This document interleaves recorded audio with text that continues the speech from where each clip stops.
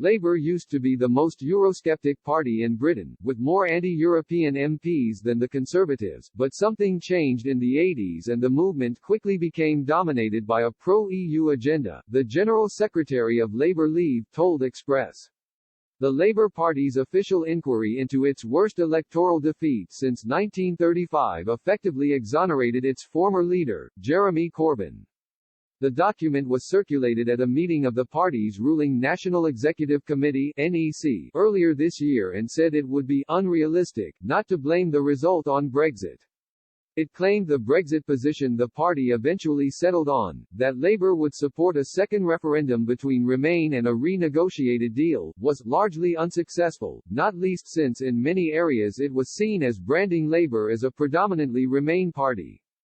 Britain's departure from the EU without a doubt divided Labour, but the rifts we saw over the UK's relationship with the bloc have been a key feature in the political antics of the House of Commons for decades.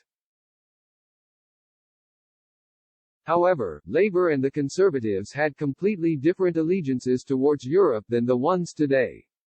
And 40 years ago, out of the two, it was Labour MPs who were more Eurosceptic. Similarly to David Cameron, former Labour Prime Minister Harold Wilson was pressured by members of his own party to find a way to settle the question of the European Economic Community (EEC) membership. His Tory predecessor, Edward Heath, had taken the country into the community in 1973, but Labour's NEC wanted the country out.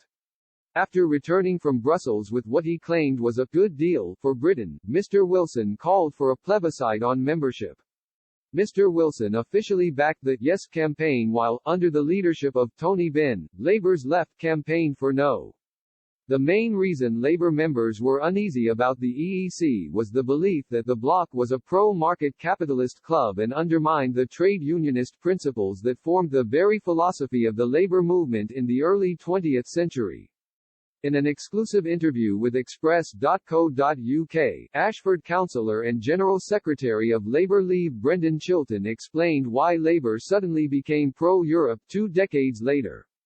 He said, "There were two things. During the 80s, when Margaret Thatcher was at her peak, she basically reversed social democracy in this country.